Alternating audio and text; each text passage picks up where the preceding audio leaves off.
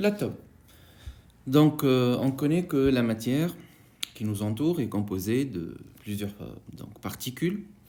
Et bien sûr, en passant à l'échelle microscopique, on doit dire que ces particules sont plus exactement des molécules. On voit bien ici, à partir de quelques modèles moléculaires, que les molécules sont composées de deux ou plusieurs atomes, comme ici l'atome d'oxygène, d'hydrogène, de carbone, d'azote, de soufre, etc.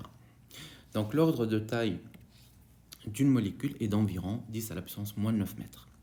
Donc si on passe à l'atome qui compose ces différents types de molécules, on doit bien sûr le modéliser pour savoir donc ses caractéristiques physico-chimiques, bien sûr en utilisant les modèles, bien sûr au niveau du collège, le modèle de Bohr et le modèle de Rutherford. Donc on voit bien ici à partir de ces deux modèles que l'atome il est composé d'un noyau central. Et aux alentours de ce noyau, on va bien sûr voir des électrons qui tournent ou orbitent autour de ce noyau. Donc ici on voit bien que dans le modèle de Bohr, on a des anneaux qui représentent ici les trajectoires des électrons qui tournent autour bien sûr du noyau central. Et dans le modèle de Rutherford, on a aussi des électrons qui tournent autour bien sûr du noyau en suivant des orbites bien définies. Bien sûr, vous allez voir dans le lycée à notre modèle probabiliste où on doit bien sûr connaître la probabilité d'existence des électrons autour du noyau. Donc l'ordre de taille, si on le compare avec celui de la molécule, est d'environ 10 à la puissance moins 10 mètres. Passons maintenant à la structure donc de l'atome. Bien sûr, on connaît que le noyau il est composé de protons qui sont bien sûr chargés positivement et leur nombre est noté grand Z. Par la suite, on a dans le même noyau des neutrons, bien sûr qui n'ont pas de charge, donc la charge est nulle, et leur nombre est noté grand M. Donc tous les deux représentent ce qu'on appelle les nucléons qui composent le noyau. Et bien sûr, si les protons sont positifs, c'est-à-dire que la charge portée par le noyau doit être aussi positive. Donc ici, le nombre de nucléons est représenté par la lettre grand A. Donc on va voir par la suite la formule qui lie ces trois grandeurs. Donc il faudra savoir bien sûr que ici, on a parlé tout à l'heure des particules qui composent bien sûr l'atome.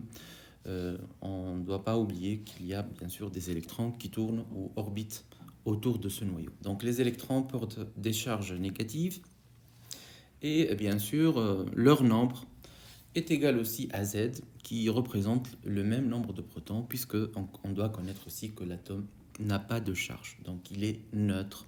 Donc pour assurer donc l'électroneutralité, on doit avoir le même nombre de protons que d'électrons dans une structure d'un atome. Par la suite, si on va se concentrer sur le noyau, comme on a dit, donc il est composé de protons et neutrons. L'ordre de grandeur d'un noyau est égal à environ 10-15 mètres. Donc il y a ici une très grande différence entre la taille du noyau et la taille d'un atome. Donc pour cela, on doit connaître quelques propriétés afin de donner les conclusions concernant la structure d'un atome. Donc je commence par calculer le rapport entre la taille de l'atome et la taille du noyau. Comme on l'a dit tout à l'heure, 10-10 mètres sur la taille du noyau, environ donc 10-15 mètres, on aura donc 10 à la puissance 5 fois, c'est-à-dire 100 000 fois. Donc la taille de l'atome représente 100 000 fois la taille du noyau. Donc il y a une très grande différence et on va voir quelle est bien sûr la conclusion à dire concernant ce paramètre-là. Autre chose, donc la masse de l'électron est environ égale à 9,1 10 à la puissance moins 31 kg et celle d'un nucléon d'une façon générale est égale à 1,6 fois 10 à la puissance moins 27 kg. Donc on peut dire aussi qu'il y a une très grande différence entre la masse d'un nucléon qui compose le noyau d'un atome et la masse des électrons qui tournent autour de ce noyau. Donc on peut dire comme conclusion que la masse d'un atome est environ égale à la masse du noyau. Bien sûr, si on somme les masses des particules qui composent ce noyau-là.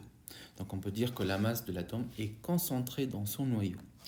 L'autre remarque qu'on peut ajouter aussi concernant la différence de taille entre l'atome et son noyau, on dira que l'atome a une structure lacunaire, c'est-à-dire il est composé essentiellement de vide, puisque la taille de l'atome est 100 000 fois plus grande que celle donc, de son noyau. Passons maintenant bien sûr, à un autre paramètre concernant la composition du noyau d'un atome. Et comme on l'a vu tout à l'heure, donc le nombre de protons est noté Z, le nombre de neutrons grand N et le nombre de nucléons grand A. Donc on peut dire facilement que le nombre de nucléons, ce n'est autre que la somme des protons et de neutrons qui composent le noyau. Donc on doit connaître aussi que, bien sûr, pour faciliter bien sûr la tâche et connaître la composition d'un atome, en termes de particules bien sûr, on doit bien sûr le noter d'une façon universelle, en utilisant une notation. Donc on peut noter l'atome avec une lettre ici en majuscule.